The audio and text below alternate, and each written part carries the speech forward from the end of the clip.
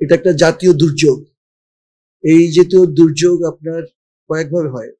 একটা হচ্ছে অ্যাবসলিউটলি প্রাকৃতিক, ন্যাচারাল, যেমন ফ্লাড হয়, এই টর্নেডো, সাইক্লোন, এগুলো একদম অ্যাবসলিউটলি প্রাকৃতিক। আর একটা হচ্ছে ম্যান মেড, বোম ব্লাস্ট করলো কোথাও, ইসরায়েল যেটা করছে ফিলিস্তিনের উপর, এগুলো ম্যান মেড। আর একটা হচ্ছে দুটো সংমিশ্রণ। 21শে জুলাই যে ঘটনাটা ঘটেছে মাইলস্টোনে, এটা একটা কম্বিনেশন, কিছুটা প্রাকৃতিক, কিছুটা আপনার ম্যান মেড।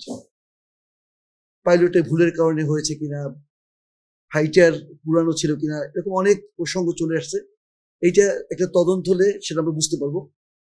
কিন্তু আমি স্পটে যেহেতু গিয়েছি, আমি বুয়েটে ছিলাম, ওখান থেকে মেট্রোতে খুব দ্রুত চলে গেছে। একটা জিনিস খুব খেয়াল করছি যে আননেসেসারি, অপ্রয়োজনীয় মানুষজন ভিড় করছে। এটা আমাদের দেশে একটা কালচার প্রতিষ্ঠিত হয়ে দাঁড়িয়েছে। এটা খুবই দুঃখজনক, কারণ অ্যাম্বুলেন্স বুক করতে পারছিল না।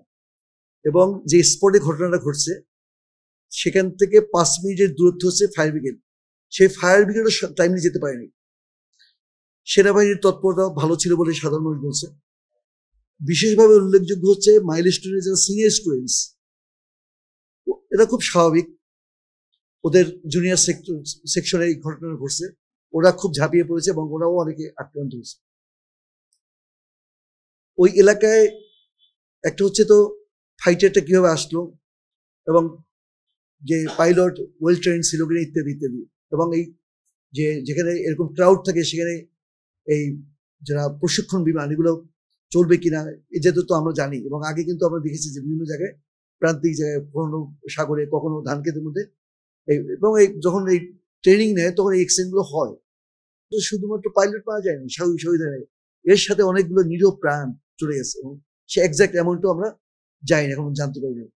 আমার চোখে যে জিনিসটা পড়েছে, আপনারা জানেন যে নিকুঞ্জতে 4 তলা 5 তলার উপরে কোনো দেয় না, রাজু প্ল্যান পাস করে না, কারণ ওই যে ফ্লাইং জোন।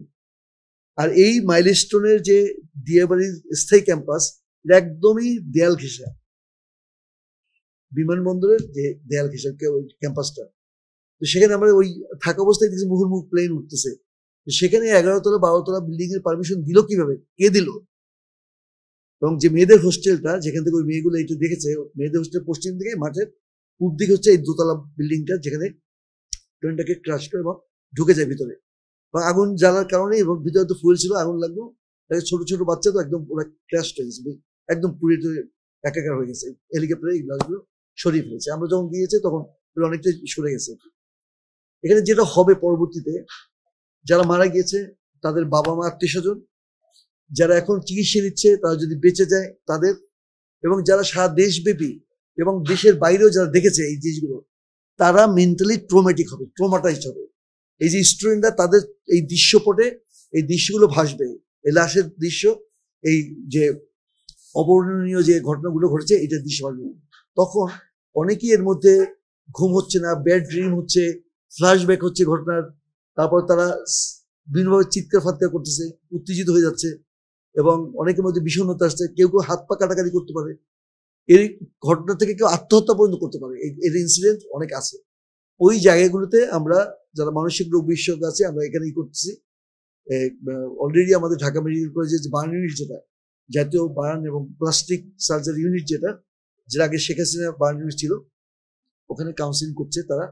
এবং এইটা যারা আত্মীয় স্বজন আছে ওখানে, যাদের আত্মীয় স্বজন চিকিৎসা নিচ্ছে, তাদের আত্মীয় স্বজনদেরকে কাউন্সিলিং করতেছে। কাজে এইটা খুব বেশি প্রয়োজন হবে। চিকিৎসা ভালো হচ্ছে ওখানে, খুবই স্মার্ট ট্রিটমেন্ট হচ্ছে, সরকারও এই ব্যাপারটা দেখছে।